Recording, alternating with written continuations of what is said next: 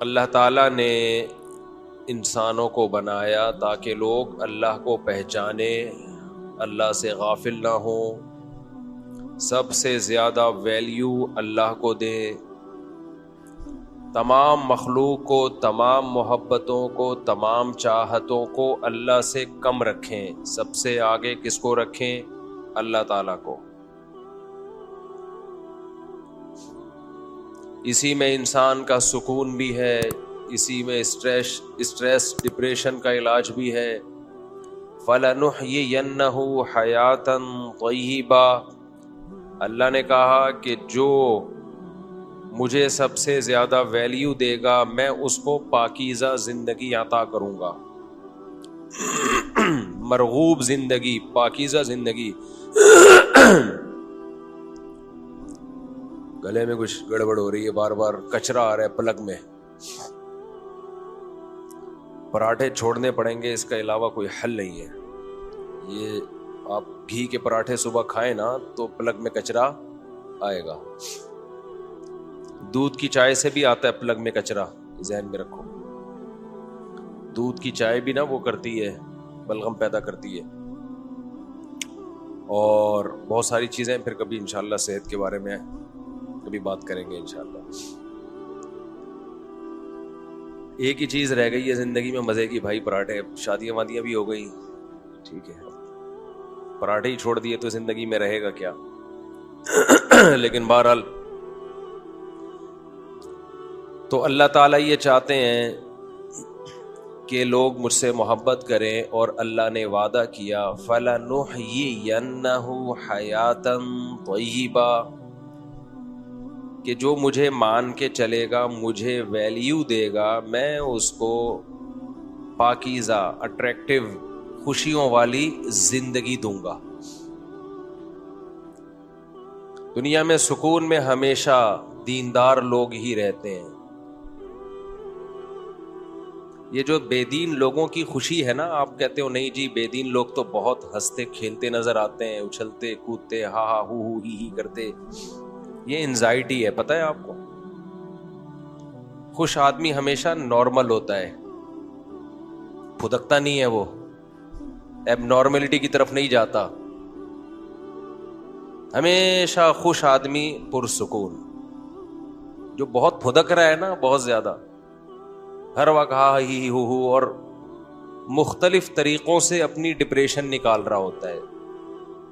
یاد رکھو، جیسے ڈپریشن میں جب بہت زیادہ انسان کو اسٹریس ہو اور اس کی وجہ سے ڈپریشن ہونا شروع ہو جائے، تو جیسے اس میں روتا ہے تو ایسے ہی یاد رکھو ہنستا بھی بہت زیادہ ہے، اپنی اس ٹینشن کو ختم کرنے کے لیے۔ خوشیوں بھری زندگی اللہ صرف ان لوگوں کو دیتا ہے جن کے دل میں اللہ ہے۔ تو حضرت حکیم اختر صاحب رحمہ اللہ تعالی بڑی پیاری مثال دیا کرتے تھے، چونکہ یہ ان کی مثال ہے اس لیے ان کے نام سے بیان کر رہا ہوں میں۔ فرماتے تھے کہ دیکھو، انسان اللہ کو ناراض کر کے خوش ہونے کے اسباب اختیار کرتا ہے۔ ناراض کس کو کرتا ہے؟ اللہ کو۔ زنا کے ذریعے، شراب کے ذریعے، دولت کی لوٹ کھسوٹ، حلال حرام کی پرواہ کیے بغیر دولت، اگر حلال طریقے سے آ بھی گئی تو اترانا شروع کر دیتا ہے خوش ہونے کے لیے، اس کو دکھاتا ہے دنیا کے سامنے تاکہ غریب لوگ ڈپریشن میں جائیں۔ ہر برائی پہ آج کل اچھائی کا لیبل لوگوں نے لگا دیا ہے کہ ہم دی ترغیب دینے کے لیے کرتے ہیں، موٹیویٹ کرنے کے لیے کرتے ہیں۔ آپ موٹیویٹ کرنے کے لیے نہیں کر رہے، آپ شو مارنے کے لیے کر رہے ہو۔ موٹیویشن کا یہ کوئی طریقہ نہیں، موٹیویشن میں تو صبر کی تلقین کی جاتی ہے۔ تو اب کیا مسئلہ ہے میرے بھائی؟ جب اللہ تعالیٰ کو ناراض کر کے انسان خوشیاں حاصل کرتا ہے، دیکھو خوشی کا محل کیا ہے؟ دل ہے نا۔ خوشی کہاں محسوس ہوتی ہے؟ بولتے کیوں نہیں؟ ہاتھوں میں، کہ میرے ہاتھ بہت خوش ہیں، ہاتھوں میں ہوتی ہے خوشی۔ گھٹنوں میں خوشی محسوس ہو رہی ہے بہت زیادہ، ہوتی تو دماغ میں ہے، لیکن اس دماغ کا سب سے پہلا اثر کہاں پڑتا ہے؟ دل پہ۔ جب بھی آپ غمزدہ ہوگے یا خوش ہوگے، دل کی دھڑکن آپ کی چینج ہو جائے گی، خوشی میں الگ ٹائپ کی اور غم میں الگ۔ اس لیے لغت میں بھی، قرآن میں بھی، حدیث میں بھی خوشی اور غمی کا محل دل کو بتایا گیا، کیونکہ پہلا اثر کس پہ پڑتا ہے؟ دل پہ. اس کی مثال ایسے ہے، ہم سوتے ہیں تو دماغ سوتا ہے، لیکن ہم کیا کہتے ہیں؟ آنکھیں سو رہی ہیں، کیونکہ دماغ جب سوتا ہے تو سب سے پہلے اثر کس پر آتا ہے؟ آنکھوں پہ آتا ہے. آنکھوں، لہذا لغت جو ہے نا، اہل لغت وہ آنکھوں کی طرف نسبت کرتے ہیں. آنکھ دیکھ کے پتہ چلتا ہے کہ سو رہا ہے کہ جاگ رہا ہے، حالانکہ سوتا تو دماغ ہے. دماغ کون دیکھ رہا ہے بھائی؟ نظر کیا آ رہی ہیں؟ آنکھیں. جیسے ہی دماغ سوئے گا سب سے پہلے آنکھیں کیا ہوں گی؟ بند. سب سے پہلا اثر آنکھوں پہ پڑتا ہے. کبھی نہیں آپ نے دیکھا ہوگا بندہ سو رہا ہے اور آنکھیں کھلی ہوئی ہیں اس کی، ڈر جائے آدمی، بھاگ جائے وہاں سے. تو جب ہم دماغ سے کچھ سوچتے ہیں، غم ہوتا ہے، خوشی ہوتی ہے، اس کے اثرات سب سے پہلے کہاں پڑتے ہیں؟ کہتے ہیں نا دل. تبھی دنیا میں محبت میں، نفرت میں مثالیں کس کی دی جاتی ہیں؟ دل کی. تو قرآن بھی چونکہ ایک زبان میں نازل ہوا ہے نا، تو قرآن نے بھی دل ہی کی طرف نسبت کی ہے. تو اب یہ دل جو ہے نا، دل یہ ہے دلوں کا، یہ ہے جسم کا بادشاہ. تو خوشی کا محل، جہاں خوشی محسوس ہوتی ہے، وہ جگہ کیا ہے؟ بولو، دل. آپ خوشی کے اسباب اختیار کرنے کے لیے کبھی زبان کو لذت دیتے ہیں اچھے کھانے کھا کے، وہ بھی جاتی ہے، دل میں خوشی محسوس ہوتی ہے. کبھی ہاتھوں کو لذت، کبھی نظر کو لذت، کبھی کانوں کو لذت، گانے سن رہے، تھرتھرا رہے.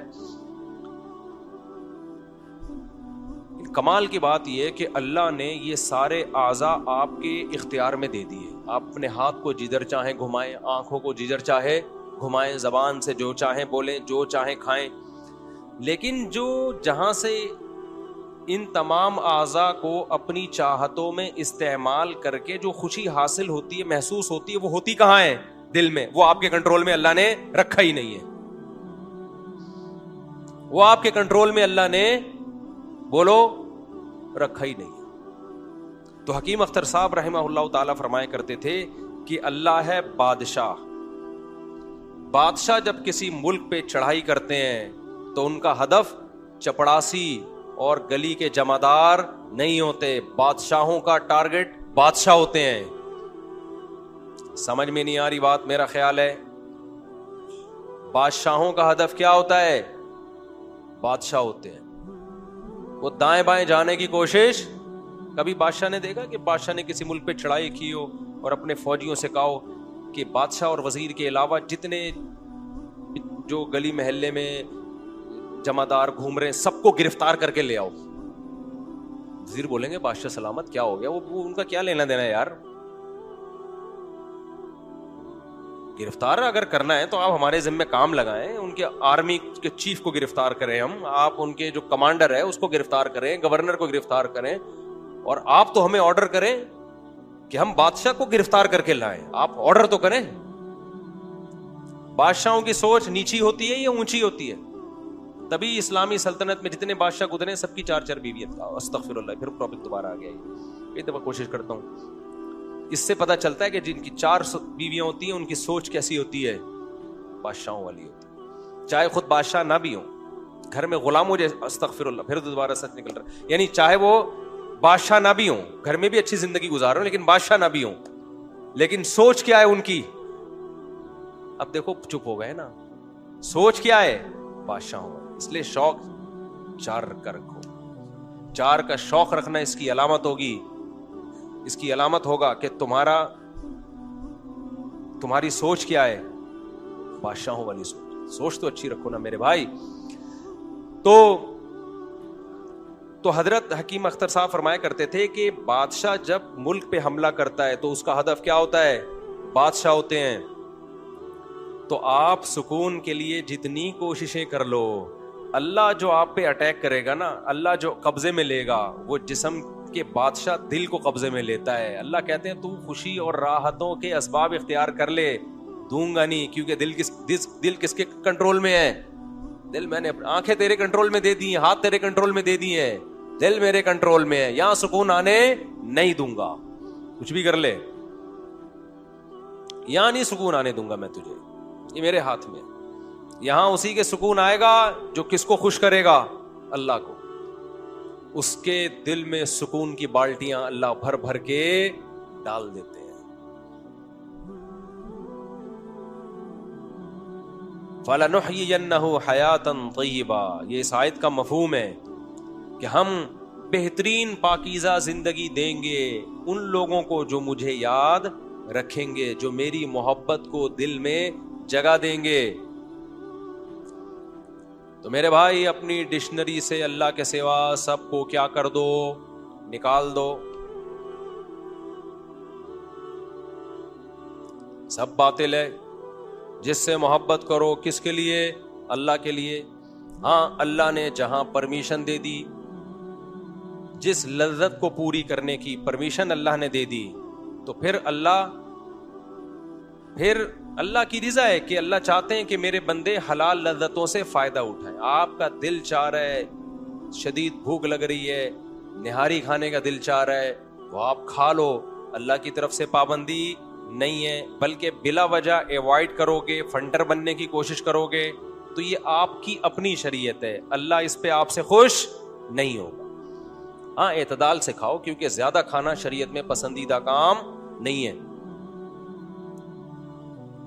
تو یہ بات تو طے ہو گئی کہ سکون اگر چاہتے ہو نا، دیکھو یہ جو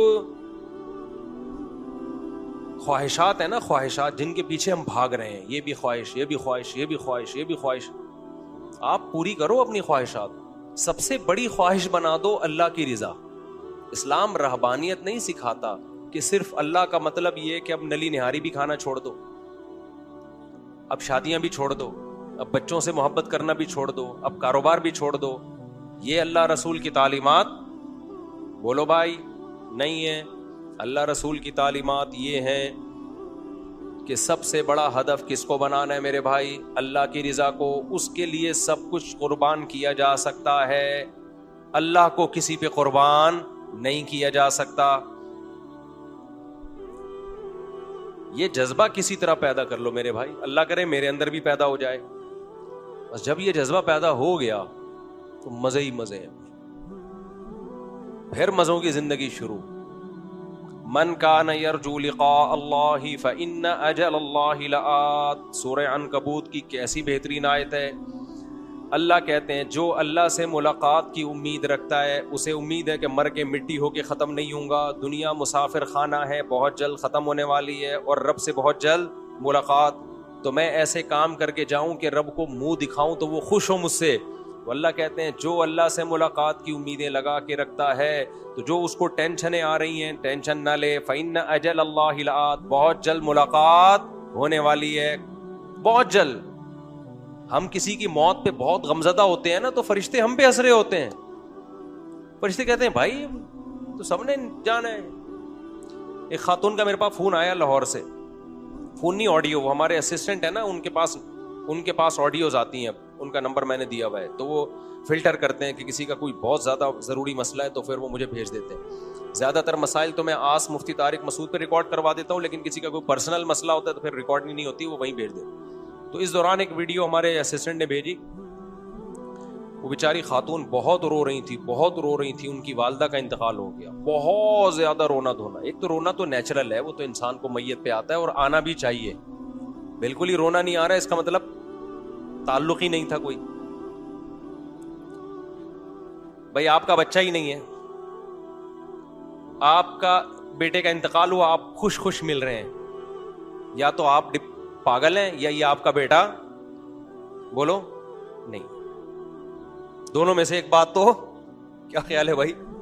ہوگی نا. تو اولاد پہ یا ماں باپ پہ یا ریلیٹو پہ رونا آنا یہ تو نیچرل ہے بھائی، لیکن ایک حد ہوتی ہے ہر چیز کی نا. اب وہ خاتون بیچاری، ان کی والدہ کا انتقال ہوا تو بہت رو رہی ہیں وہ. اچھا انتقال ہوئے بھی 1-1.5 مہینہ ہو گیا. اچھا پہلے بھی ان کا رابطہ ہوا کچھ ہم مسائل کے سلسلے میں، والدہ کے لیے دعا کا انہوں نے کہا 1 سال سے بیچاری دعائیں منگوا رہی تھی. میں نے بھی مانگی دعا، لیکن اللہ کی مرضی، اللہ نے اٹھا لیا والدہ کو.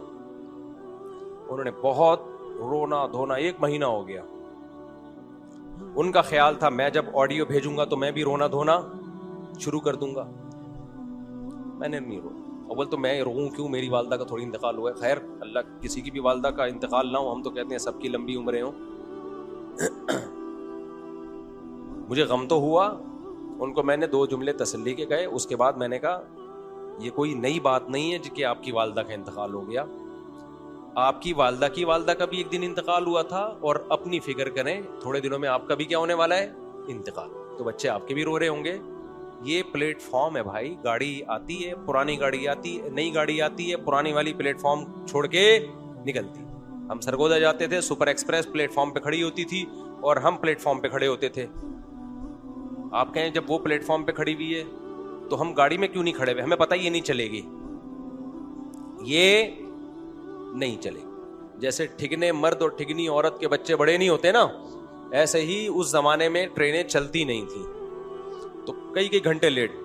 تو اب پلیٹ فارم پہ جب پرانی گاڑی پلیٹ فارم چھوڑ کے نکلتی ہے تو پھر نئی گاڑی آتی. نئی گاڑی کے آنے کے لیے پرانی کو چھوڑنا پڑتا ہے. تو بھائی آج ہم کسی کے ماں باپ ہیں, آج ہم مریں گے, کل ہمارے بچے مریں گے, کل ہمارے ماں باپ دنیا سے گئے تھے, دادا دادی گئے تھے, نانا نانی گئے تھے. یہ تو ایک چکر لگا ہوا ہے. موت کے لیے پیدا کیا گیا ہے, زندہ رہنے کے لیے تو پیدا کیا ہی نہیں ہے. تو جس کام کے لیے پیدا کیے وہ کام نہیں ہوگا کیا؟ اس میں اتنا ٹینشن لینے کی کیا بات ہے بھائی؟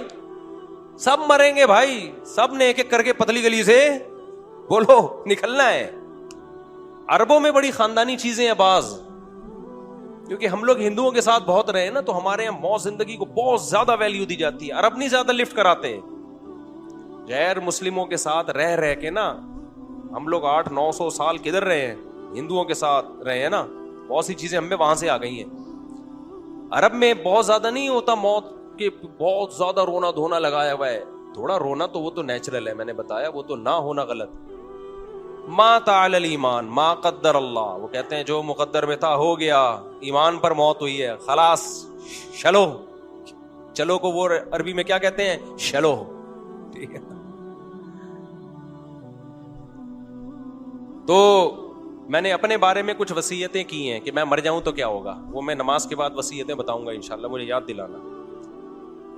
یاد دلانا میں مر جاؤں تو کیا کرنا ہے اور کیا نہیں کرنا ہے. سمجھ رہے ہو؟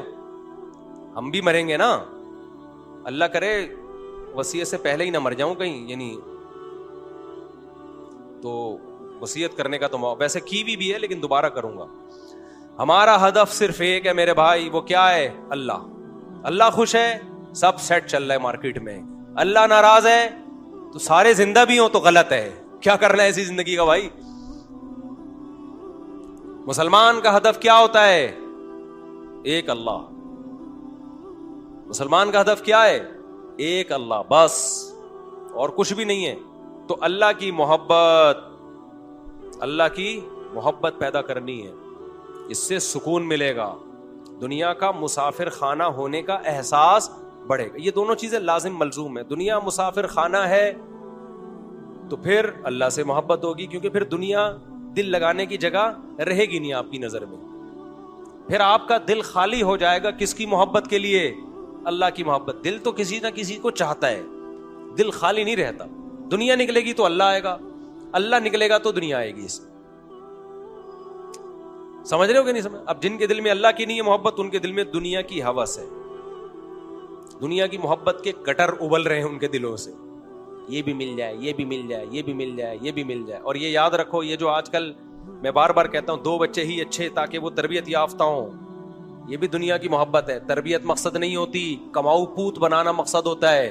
اس کو کہہ رہے ہو ایکچولی 2 بچے ہوں گے, ایک ڈاکٹر بنے گا, ایک انجینئر بنے گا. مقصد کیا ہے؟ کما کے لائے گا. تو یہ باپ ہی کی تربیت نہیں ہے, ماں ہی کی تربیت نہیں ہے, تو بچے کی تربیت کہاں سے ہوگی؟ تربیت یہ نہیں ہے. تربیت ہے انسان کا بچہ بنے, بھلے ٹماٹر بیچے, رکشے والا بنے, لیکن ایماندار ہو. اسلام میں تربیت کا مفہوم وہ نہیں ہے جو ہمارے سیکولر اور لبرل طبقے کی نظر میں ہے. اسلام میں غربت کوئی عیب بولو نہیں ہے, عیب ہی نہیں ہے غربت. عیب ہوتی تو ہمارے نبی غریب کیوں ہوتے؟ ہمارے نبی نے دعا مانگی, اللہم احشرنی فی المساکین او کما قال صلی اللہ علیہ وسلم, اللہ قیامت کے دن میرا شمار مسکینوں میں کرنا, مساکین میں مجھے اٹھانا. ہاں وہ غربت عیب ہے جو آپ کی سستی اور کاہلی کی وجہ سے، جس میں دوپہر 2 بجے ناشتہ ہو رہا ہے، پھر جاب تلاش کرنے کے لیے نکل رہا ہے. یہ والی غربت یقیناً کیا ہے؟ عیب ہے. اللہ کی طرف سے غربت ہے، اور زیادہ تر اللہ ہی کی طرف سے ہوتی ہے میرے بھائی. ہر ایک کو اللہ امیر بنائے گا ہی نہیں. اللہ نے کہا ہے کہ لِيَتَّخِذَ بَعْضُهُمْ بَعْضًا سُخْرِيًّا، میں سب کو امیر نہیں بناؤں گا، کچھ کو امیر بناؤں گا، کچھ کو غریب، تاکہ امیروں کا کام بھی چلتا رہے. سارے امیر ہو گئے، سب کی فیکٹریاں کھل گئیں، تو ملازم امپلائی کون ہوگا؟ لیبر کا کام کون کرے گا؟ ابے سب نہیں کمپنیاں کھول کے بیٹھ گئے تو کمپنی کے لیے تمہیں ملازم کہاں سے ملیں گے؟ یہ تو اللہ کا نظام ہے. مالدار لوگ تھوڑے رہیں گے، پھر متوسط اور زیادہ، غریب سب سے زیادہ رہیں گے. دیکھو فوج میں آفیسر رینک جتنا اوپر ہوتا چلا جائے گا نا، تو اس کی تعداد اتنی کم ہوتی چلی جائے گی. لیفٹیننٹ بہت زیادہ، کمیشن آفیسر سب لیفٹیننٹ سے شروع ہوتا ہے، تو سب لیفٹیننٹ سب سے زیادہ، پھر اس سے کم لیفٹیننٹ، پھر اس سے کم میجر، میجروں کی تعداد اور کم ہوتی ہے نا، پھر کرنل اس سے بھی کم. تو جتنا اوپر جائیں گے پھر آخر میں سب سے بڑا چیف آف آرمی وہ ایک ہی ہوتا ہے. اور جتنا نیچے آئیں گے تو یہ تعداد بڑھتی چلی جائے گی. یہ اللہ کا بنایا ہوا نظام ہے کہ بہت مالدار تھوڑے سے ہوں گے، پھر تھوڑے زیادہ مالدار، پھر، اور غریبوں کی تعداد ہمیشہ سب سے پوری دنیا میں زیادہ رہے گی. اور جس کی تعداد سب سے زیادہ ہے آپ ان کو برا بھلا کہنا شروع کر دو، تو اس کا مطلب کھوپڑی صحیح کام نہیں کر رہی ہے. تو اب میں آپ سے ایک بات عرض کروں گا. دیکھو یہ تو طے شدہ حقیقت ہے، اللہ کی محبت کے بغیر دل اللہ کے ہاتھ میں، دل میں آپ سکون پیدا نہیں کر سکتے، یہ ناممکن ہے. اور یہ کس کے ہاتھ میں ہے؟ بادشاہ نے کنٹرول کس کا کیا ہوا ہے؟ جسم کے بادشاہ، کائنات کے بادشاہ نے کنٹرول رکھا ہوا ہے جسم کے. اللہ کہتے ہیں کہ تو جو مرضی کر لے، خوشیوں کے جتنے اسباب اختیار کر لے، دل کس کے ہاتھ میں ہے؟ میرے ہاتھ میں. جب چاہوں گا گھما دوں گا. تبھی آپ نافرمانوں کا دیکھو، کہہ رہے ہیں یار کوئی ٹینشن کی اس وجہ ہی نہیں ہے، پھر بھی پتہ نہیں کیا مصیبت ہے یار. ایک لاشعور میں ایک عجیب سا خوف ہے، ہر وقت ایسے رہتے ہیں. یہ تو وجہ کیا ہے؟ اللہ تعالیٰ جدھر کو چاہے گھماتے رہتے ہیں اس کو. اللہ کہتے ہیں ٹھیک ہے تو زور لگا لے. جیسے کسی ڈاکٹر کو نے آپ کو دوا دی، آپ ڈاکٹر کی دوا نہیں لے رہے، آپ کہہ رہے میرے پاس ایک نسخہ ہے میں وہ کوٹ کے بناؤں گا. اب ڈاکٹر کہہ رہے بھائی اس میں یہ تیرے جو نسخہ ہے نا دیسی، اس میں یہ نقصان دہ چیز ہے، یہ نقصان دہ چیز ہے، ڈاکٹر حکیم سب منع کر رہے ہیں، آپ نے کہا نہیں، تو وہ کیا کہیں گے؟ ٹھیک ہے بھائی تو بسم اللہ کر، تجربہ کر کے دیکھ لے، لیکن مرے گا تو میرے پاس نہیں آنا. یہی ہوگا کہ نہیں ہوگا؟ تو اللہ میاں بھی کہتے ہیں ایک کامیاب زندگی کا نسخہ میں نے بتایا ہے، لیکن تم میرے بتائے ہوئے طریقے پہ یقین نہیں کر لے، اخپل طریقہ اختیار کر رہے ہو. اللہ کہہ رہے ہیں پھر ٹھیک ہے اختیار کر لو. دل کس کے ہاتھ میں ہے؟ دل تو ہمارے ہاتھ میں ہے.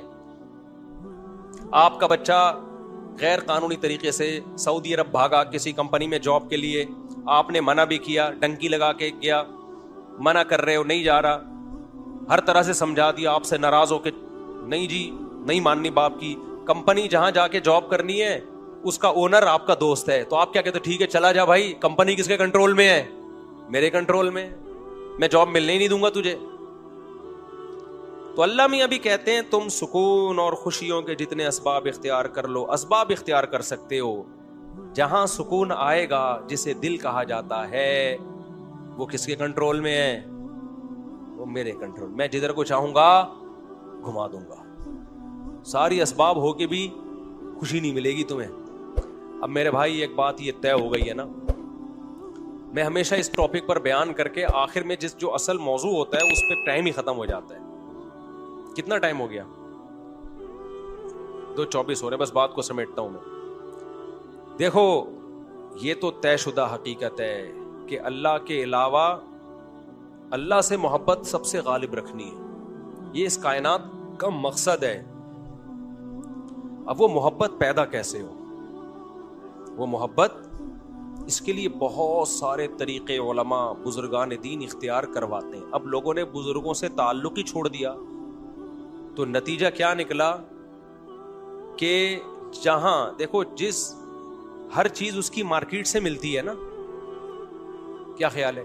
خوشبو خریدنے کے لیے قصائی کی دکان پہ جاؤ گے یا خوشبو کی مارکیٹ میں جاؤ گے آپ؟ جلدی بات میں 2 منٹ میں سمیٹ رہا ہوں. خوشبو خریدنے کے لیے خوشبو گوشت کی مارکیٹ سے ملے گی یا خوشبو کی مارکیٹ سے؟ مچھلی آپ نے خریدنی ہے، ٹماٹر والے کے پاس چلے گئے کہ مجھے مچھلی چاہیے، وہ کہے گا پہلے آپ کو ڈاکٹر چاہیے جو آپ کے دماغ کا علاج کرے، مچھلی چھوڑیں آپ، پہلے ڈاکٹر کے پاس جائیں۔ تو اسی طرح اللہ کی محبت کن سے ملتی ہے؟ ان لوگوں سے ملتی ہے جن کے دلوں میں اللہ کی محبت ہو اور وہ اس محبت کو بانٹ رہے ہوں۔ قرآن کے الفاظ دیکھو، الرحمن فاسأل بہ خبیرا، سورہ فرقان میں اللہ تعالی نے اپنی قدرت بیان کی۔ الم تر الی ربک کیف مد الظل، دیکھتے نہیں کیسے سایوں کو سمیٹتا ہوں۔ خلق من الماء بشرا، دیکھتے نہیں پانی کے ناپاک قطرے سے کیسے ایک انسان کو بناتا ہوں اور ددیال نلیال اور سسرال کا خاندان دے دیتا ہوں اس کو، پانی کو ایسی عزت دے دی۔ دیکھتے نہیں آسمان سے کیسے پانی برساتا ہوں۔ وَلَقَدْ صَرَّفْنَاهُ بَيْنَهُمْ، پانی ایک جگہ برستا ہے، نہروں اور چشموں کے ذریعے پھیلتا پوری دنیا میں۔ مرج البحرین ھذا عذب فرات، دیکھتے نہیں میٹھے اور کھارا پانی کیسے ایک ساتھ چلتا ہے۔ وجعل بینہما برزخا وحجرا مہجورا، کیسی دیوار درمیان میں کھڑی کر دی، نہ کھارا میٹھے میں جا رہا ہے اور نہ میٹھا کھارے میں جا رہا ہے۔ وَلَهُ الْجَوَارِ الْمُنشَآتُ فِي الْبَحْرِ كَالْأَعْلَامِ، پانی کا کام ہے ڈبونا، دیکھتے نہیں اتنے بڑے بڑے جہاز کتنے ٹنوں من مال لے کے سمندر کی پشت پہ تیرتے ہوئے سفر کرتے ہیں۔ دیکھتے نہیں اس نے تمہارے لیے کیسے اولاد کو پیدا کیا، دیکھتے نہیں انظروا الی ثمرہ اذا اثمر، دیکھتے نہیں انار کو کیسے دانے اس میں نکلتے ہیں، گوبر پانی اور مٹی کے ملاپ سے کیسا خوشنما درخت بنتا ہے اور کیسا خوبصورت پھل۔ اللہ اپنی قدرت بیان کرتے کرتے کہتے ہیں الرحمن، رحمان کے بارے میں اگر تم نے پوچھنا ہے سائنسدانوں سے مت پوچھو، وہ انار میں الجھا دیں گے، وہ دودھ میں الجھا دیں گے، وہ بارش کے پروسیس میں الجھا دیں گے، وہ تمہیں مادی چیزوں میں الجھا دیں گے۔ رحمان کے بارے میں اگر تم نے پوچھنا ہے فاسأل بہ خبیرا، باخبر سے پوچھو جو رحمان کی محبت اور اس کی معرفت کو جانتا ہو، وہ اللہ والے تمہیں بتائیں گے، وہ لمس یونیورسٹی کے پروفیسر نہیں بتائیں گے تمہیں۔ لمس یونیورسٹی کا میڈیکل سائنس کا پروفیسر دودھ پہ رپورٹ پیش کر دے گا آپ کے سامنے کہ دودھ ایسا ہے، لیکن جو رحمان کو جانتا ہے وہ دودھ سے دودھ بنانے والے تک پہنچے گا۔ ان لکم فی الانعام العبرہ کی آیتیں پڑھے گا، تمہارے لیے ان جانوروں میں عبرت کا سامان۔ نسقیکم مما فی بطونہ من بین فرث ودم لبنا خالصا سائغا للشاربین، دیکھو ان جانوروں کو سوکھا چارہ کھلاتا ہوں، کیسا چکنا گاڑا دودھ تمہارا رب ان سے پیدا کرتا ہے جو تمہارے حلق میں پھسلتا چلا جاتا ہے۔ ڈاکٹر نہیں بتائے گا رحمان کے بارے میں، ڈاکٹر دودھ کے بارے میں رپورٹ پیش کر دے گا کہ سوکھے چارے سے دودھ کیسے بنتا ہے۔ آپ کو اللہ والے بتائیں گے کہ جس نے سوکھے چارے سے دودھ پیدا کیا وہ کیسا طاقتور اور صاحب کمال بادشاہ ہے اور کیسا اپنے بندوں پر احسان کرنے والا بادشاہ ہے۔ دودھ تو صبح و شام پی رہے ہو، دودھ پلانے والے سے محبت کیوں نہیں کر رہے؟ اس کے کہنے پہ حی علی الصلاح جب وہ اذان کہلواتا ہے مسجد میں سجدہ کرنے کے لیے کیوں نہیں آتے؟ اس کے کہنے پہ نظر کی حفاظت کیوں نہیں کرتے؟ اس کے کہنے پر ماں باپ کے سامنے ماں باپ کی کڑوی کسیلی کو برداشت کیوں نہیں کرتے؟ تو یہ باتیں تمہیں ڈاکٹر، انجینئر، پروفیسر نہیں بتائیں گے، یہ باتیں تمہیں کون بتائے گا؟ وہ بتائے گا جو رحمان کو پہلے سے جانتا ہو، اس کے دل میں رحمان کی محبت ہو۔ تبھی اللہ کہتے ہیں الرحمن فاسأل بہ خبیرا، رحمان کے بارے میں پوچھنا ہے سائنسدانوں سے مت پوچھو، سیاست دانوں سے مت پوچھو، رحمان کا انٹروڈکشن وہ کروائیں گے جو رحمان کو جانتے ہیں۔ نہیں آ رہی میرا خیال ہے بات سمجھ میں؟ اس لیے حضرت حکیم اختر صاحب رحمہ اللہ فرمایا کرتے تھے کہ خوشبو ملے گی عطر کی مارکیٹ میں، گوشت ملے گا گوشت کی مارکیٹ میں، اللہ کہاں ملے گا؟ اللہ والوں کی مارکیٹ میں ملے گا آپ کو۔ تبھی ہم کہتے ہیں تبلیغ میں وقت لگایا کرو، 4 مہینے لگاؤ تبلیغ میں۔ لوگ کہتے ہیں ہم نے وقت لگایا میں تو کچھ آیا ہی نہیں۔ مسائل نہیں آئیں گے تمہیں تبلیغ میں، وہ علماء کے پاس بیٹھنے سے آئیں گے، لیکن جب صبح و شام اللہ کی باتیں سنو گے، اللہ سے ہوتا ہے، اللہ کے غیر سے نہیں ہوتا، دین کے ماحول میں جڑو گے تو اللہ کی محبت آئے گی۔ سمجھتے ہو کہ نہیں سمجھتے ہو؟ خانقاہوں میں اللہ والوں کے پاس جایا کرو، بزرگوں سے تعلق قائم کیا کرو، وہاں تمہیں کیا ملے گا؟ اللہ ملے گا۔ نفرت والی تقریریں سنو گے تو نفرت ہی پیدا ہوگی، فلانا ایسا ہے تو ڈمکانا ایسا ہے۔ تو آج دیکھو نا یوٹیوب پہ ایک تماشا مچا ہوا ہے، وہ اس کے خلاف، وہ اس کے خلاف، وہ اس کے خلاف، اور جو سب کے خلاف ہے وہ کہتا ہے میں کسی کے خلاف نہیں، حالانکہ وہ سب کے خلاف۔ تو سب ایک دوسرے کے خلاف ٹانگیں کھینچنے میں، وہ نواز شریف اور شہباز شریف اور پی ٹی آئی اور عمران خان اور آرمی چیف، ان مذہبی اسکالر سے نکلو تو سیاستوں میں جھگڑتا ہے یار, زبان ہی گندی ہو جاتی ہے. وہ چور ہے تو وہ فلانا ہے تو وہ ڈمکانا ہے. او بھائی جو ہے وہ آپ کے کہنے سے چینج. اپنے منہ کو کیوں گندا کر رہے ہو یار؟ اور یاد رکھو, جن کو ہم بہت غلط سمجھ رہے ہوتے ہیں, ضروری نہیں کہ وہ اتنے غلط ہو جتنے آپ سمجھ رہے ہیں. ہمیں تو جسے ٹھڑک ہوگی اس سے بدترین دنیا میں کوئی ہے نہیں, اور جس سے ہمیں عقیدت ہوگی اس سے نیک دنیا میں کوئی ہے نہیں. یہ تو ہم خود غلو کا شکار ہیں. میں بار بار کہتا ہوں, جس سیاستدان کو آپ بہت برا سمجھ رہے ہو, اتنا برا نہیں سمجھو, تھوڑا سا کم سمجھ لو بس. اور جس کو بہت اچھا سمجھ رہے ہو, اس کو بھی تھوڑا سا کم اچھا سمجھنا. بہت اچھا ہے لیکن اتنا نہیں جتنا آپ بولتے. کیوں نہیں بھائی؟ جس سیاستدان کو آپ بہت برا سمجھ رہے ہو, ہوگا برا اتنا نہیں جتنا آپ سمجھ رہے ہو. جس کو بہت اچھا سمجھ رہے ہو, ہوگا بہت اچھا اتنا نہیں جتنا آپ نے سمجھنا شروع کر. اعتدال میں لے کر آؤ میرے بھائی. ہمارے مسائل یہ نہیں ہے, اصل ہمارے مسائل کیا ہیں؟ کچھ اور ہیں. ہاں, جب ووٹ دینے جانا ہو تو پھر تحقیق کرو, اس کے بعد جس کو سمجھ میں آتا ہے ووٹ دے دو. ہر وقت کرنے کی ضرورت کیا ہے منفی باتیں؟ جب ہر وقت نیگیٹو باتیں کرتا ہے تو اللہ دل سے کیا ہو جاتا ہے. اللہ دیکھو, جو بادشاہ لوگ ہیں وہ غلط جگہ پہ جائیں گے.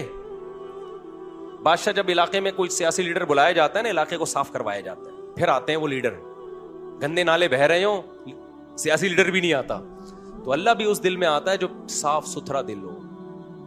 گٹر ابلنے والے دلوں میں اللہ جگہ نہیں بناتا. اللہ ہمیں سمجھنے کی, عمل کی توفیق عطا فرمائے.